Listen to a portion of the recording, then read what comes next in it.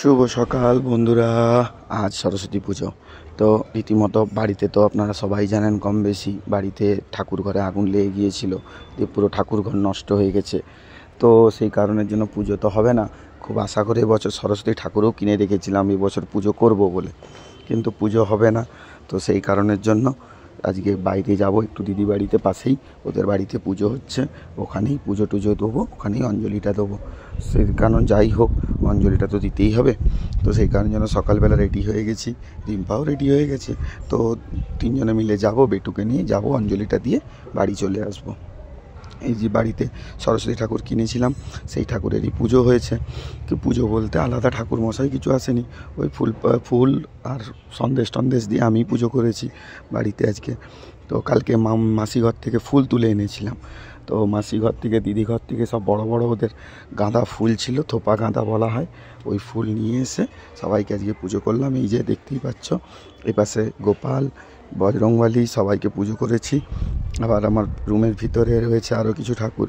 এই যে এই সরস্বতীটা কিনে এনেছিলাম মাকে আজকে পুজো করব বলে, কিন্তু হলো না। যাই হোক বাড়িতেই আজকে পুজো হয়েছে, বাড়িতে পুজো টুজো করে যাব এখন দিদি বাড়িতে। মনটাও ভালো নেই যেহেতু ঠাকুরঘরটা নেই। আর সত্যি কথা বলতে গেলে কি জানো তো, সরস্বতী পুজোর দিন একটু নিজেকে না স্নান টান করে সকালবেলা একটু অঞ্জলি না দিলে না মনটা ঠিক ভালো লাগে না।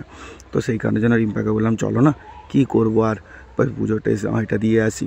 কারণ আমাদের পাশের বাড়ি অনেক জায়গায় হচ্ছে, পাশের বাড়ি তো হয়তো গেলে যাওয়া যেত। তো সেখানে দেখলাম কি দরকার, দিদি বাড়িতে দিয়ে দেবো। তো যাই হোক এই যে রেডি হয়ে গেছি, আমরা সবাই মিলে যাব এখন সরস্বতী পুজোর অঞ্জলি দিতে। তো তোমরা কেমন সরস্বতী পুজো কাটাচ্ছ অবশ্যই আমাকে জানিও। আর সরস্বতী পুজোর দিন মানেই তো আজ দারুণ দিন একটা, সবচেয়ে বলা চলে। কারণ এক কথায় যদি বলা হয় বাঙালির ভ্যালেন্টাইন এখন নাম উঠে গেছে, কিন্তু আদতে সরস্বতী পুজো তো বিদ্যার দেবী। তো যাই হোক তোমাদেরকে একটা না জানা কথা বলে রাখি, সরস্বতীর বাহন হাঁস। হাঁসের অনেকেই আমাকে পরে জানতে চাও যে একবার বলেওছিলাম আমি যে বলতে পারো সরস্বতীর বাহন হাঁস কেন। যদি কেউ জেনে থাকো অবশ্যই কমেন্টে জানিও, যদি না জেনে থাকো আমি এটা নিয়ে একটা তোমাদেরকে ভিডিও দেব, সরস্বতীর বাহন হাঁস কেন। নিশ্চয়ই দেখো সরস্বতী তো বুদ্ধির দেবী, বিদ্যার দেবী, নিশ্চয়ই এমনি এমনি হাঁসকে তো সে রাখবে না।